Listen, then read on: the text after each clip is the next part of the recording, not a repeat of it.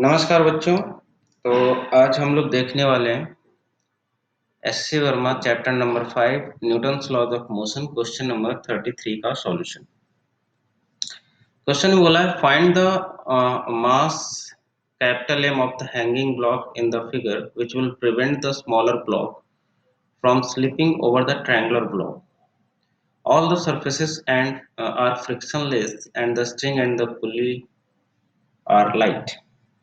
तो इसकी वैल्यू बतानी है सच दैट कि ये वाला जो है वो क्या रहे, स्टॉप हो जाए, रेस्ट पे रहे, इसके रेस्पेक्ट में, वेज के रेस्पेक्ट में रेस्ट पे रहे, है ना, मतलब स्लिप ना करे नीचे की तरफ, है ना।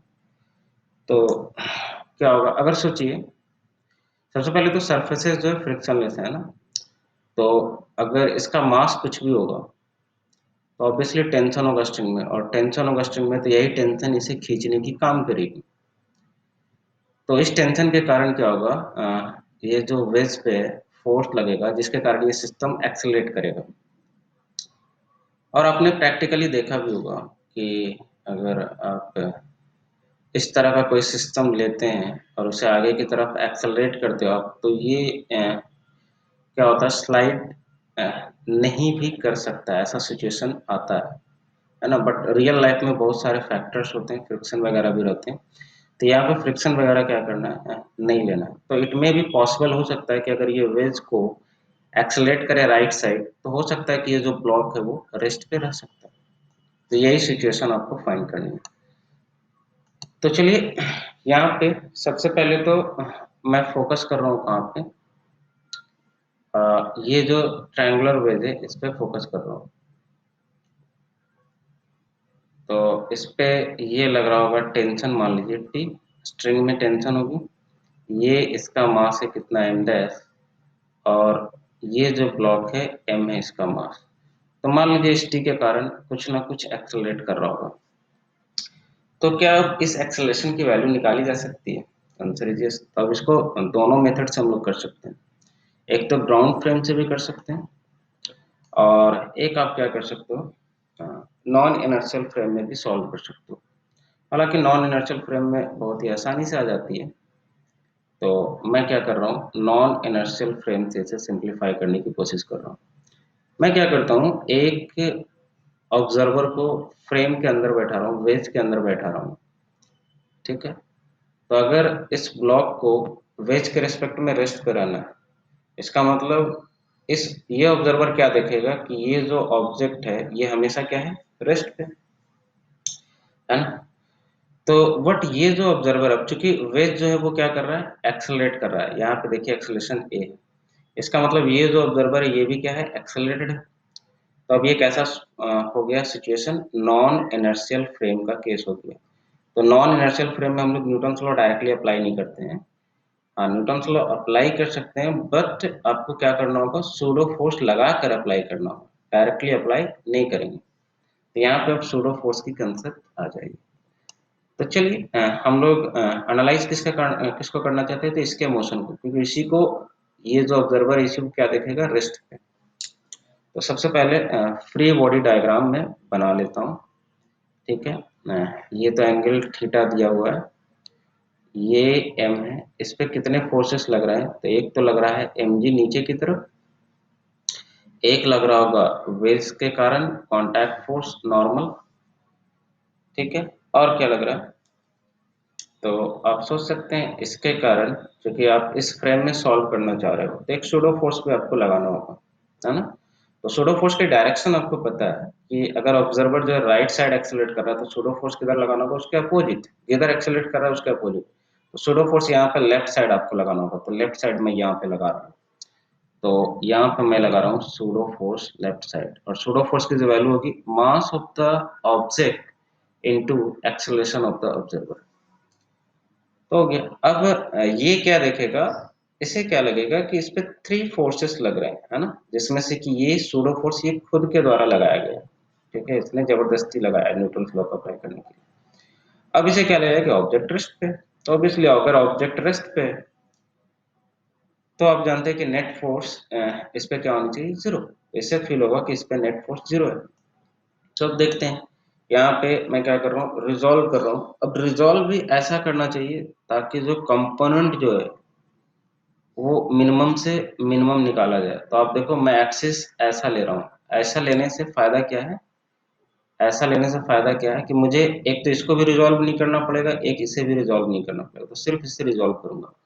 या तो आप डायरेक्ट लेमिस थ्योरम भी लगा सकते हो, है ना, इक्विलिब्रियम पे लेमिस थ्योरम भी बहुत अच्छे से काम करती है, तो आप लेमिस थ्योरम भी लगा सकते हो। मैं क्या कर रहा हूँ, रिजॉल्व करके सॉल्व करने की कोशिश कर रहा हूँ। ये जो एंगल होगी वर्टिकल थी थीटा, तो नॉर्मल को मैं कंपोनेंट निकाल रहा हूँ, तो ये इसके साथ आ जाएगी n साइन थीटा, ठीक है। और ऊपर जो है जिसके साथ थीटा बनाया उसमें क्या आ जाएगा, कॉस, तो ये आ जाएगी n कॉस थीटा। तो ये वाला जो फोर्स है और ये वाला जो फोर्स है दोनों क्या होनी चाहिए, सेम। तो यहाँ से आ जाएगी n sine theta equal to small M A, और वर्टिकल भी क्या होनी चाहिए, सेम होनी चाहिए। तो n cos थीटा ऊपर लग रहा है और नीचे क्या लग रहा है, mg, ये भी क्या हो जाएगी सेम। तो अब दोनों को आप क्या कर सकते हो, डिवाइड कर दो, ठीक है। तो मैं क्या कर रहा हूँ, यहाँ पे दोनों को डिवाइड कर रहा हूँ, तो n से n कैंसिल आउट हो जाएगी और ये इधर आ जाएगी tan theta equal to a by G. तो यहाँ से a की वैल्यू आएगी g tan थीटा, मतलब तो ये पॉसिबल है कि यहाँ पे जो बैठा हुआ आदमी है उसके लिए रेस्ट करे, स्लिप ना करेगा, लेकिन उसके लिए एक्सेलरेशन कितनी होनी चाहिए, तो g tan थीटा होनी चाहिए। तो चलिए अब फिर से पूरे सिस्टम की बात करता हूँ मैं। मुझे तो एक कैपिटल एम की वैल्यू बतानी है ना, तो capital M is linked with what, tension, है ना। तो पहले तो यहाँ से मैं टेंशन निकालने की कोशिश कर रहा हूँ। तो अब देखिए, अब फिर से वेज पे आ जाता हूँ मैं। ये मास हो गया एम डैश और ये हो गया एम, तो अब ये पूरा सिस्टम हो गया, ये एक पूरा सिस्टम हो गया जिसपे फोर्स कितना लग रहा है, टी, और एक्सेलरेटेड कितना से, ए से, जो कि जी टेन थीटा है। तो क्या इस फोर्स की वैल्यू आप बता सकते हो, तो आंसर इज यस, बता सकते हो। तो न्यूटन लॉ अप्लाई करूंगा यहाँ पे। तो नेट फोर्स कितनी हो गई, T equal to mass, mass कितनी हो गई, तो M dash plus M into acceleration, acceleration की वैल्यू कितनी हो गई, तो answer is G tan theta, अभी अभी जस्ट निकाला है। और टेंशन आ गई, अब टेंशन आ गई तो ये कैपिटल एम का भी फ्री बॉडी डायग्राम आप बना सकते हो, है ना। ये आ गई आपकी क्या, टेंशन। और चूंकि सिस्टम जो है आप देख सकते हैं यहाँ पे, मैं इसका फ्री बॉडी डायग्राम बना रहा हूँ। तो एक एम जी लगाया नीचे की तरफ, एक टेंशन लगाया ऊपर की तरफ। अब चूंकि ये जो सिस्टम है राइट साइड एक्सीलरेट कर रही थी ए से, है ना, तो अगर ये राइट साइड एक्सीलरेट करेगी तो ये एक्सीलरेट किधर करेगी, तो आंसर इज नीचे की तरफ। तो ये एक्सेलरेट करेगी नीचे की तरफ ए से, और ए ऑलरेडी आपको पता है जी टेन थीटा है। फिर से एनएलएम अप्लाई करते हैं कैपिटल एम वाले के लिए। तो चूंकि नीचे एक्सेलरेशन है तो नीचे वाला फोर्स पॉजिटिव लेना होगा, तो M G minus T equal to, मैं क्या लिखूँ, एम ए, ठीक है। तो यहाँ से आ जाएगी एम जी माइनस टी की वैल्यू, अभी अभी आपने निकाला है, यहाँ पे आप चेक कर सकते हैं ये टी की वैल्यू। तो M dash plus M G tan theta, G tan theta equal to M A की वैल्यू भी आपने निकाला है जी टेन थीटा, ठीक है। तो जी टेन थीटा, एम को क्या करो आप एक साथ कर लो, क्योंकि एम की तो वैल्यू बतानी है, तो जितने भी एम है उसको मैं क्या कर रहा हूँ, एक साथ लिखने की कोशिश कर रहा हूँ। तो ये देखो, इससे मैं लेफ्ट साइड ला रहा हूँ और इसे राइट साइड ले जा रहा हूँ, ठीक है। और एम जी कॉमन ले रहा, तो एम जी कॉमन ले लिया मैं, तो इधर बचेगा left side one minus tan theta, और राइट साइड बचेगा M dash plus M into G tan theta. यहाँ से एम की वैल्यू आ गई, जी से जी मैं कैंसिल आउट कर दे रहा हूँ, ठीक है। तो एम की जो वैल्यू आ जाएगी वो M dash plus M into tan theta divided by one minus tan theta, तो ये आपका आंसर हो जाएगा।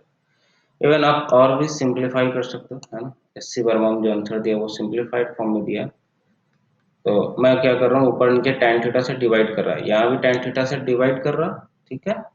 और यहाँ भी tan थीटा से डिवाइड कर रहा है। ऐसा कर सकता हूँ मैं, कोई दिक्कत नहीं, ऊपर नीचे सेम फैक्टर से मल्टीप्लाई कर सकता हूँ। तो ऊपर अगर डिवाइड करूंगा तो tan थीटा से tan थीटा कैंसिल आउट हो जाएगा, तो ऊपर से tan थीटा वाला टर्म गायब हो जाएगा। और नीचे डिवाइड करूंगा तो ये आ जाएगा, अलग अलग भी कर रहा हूँ सेपरेट, नीचे भी tan थीटा से डिवाइड किया तो 1 बाई tan थीटा, और tan theta by tan theta क्या आ जाएगी 1। तो यहाँ से जो रिजल्ट आ जाएगी m dash plus m divided by cot theta minus 1। तो ये आएगा आपका सॉल्यूशन m की वैल्यू। तो क्वेश्चन में देख लेता हूँ क्या पूछा था। क्वेश्चन में आपसे पूछा था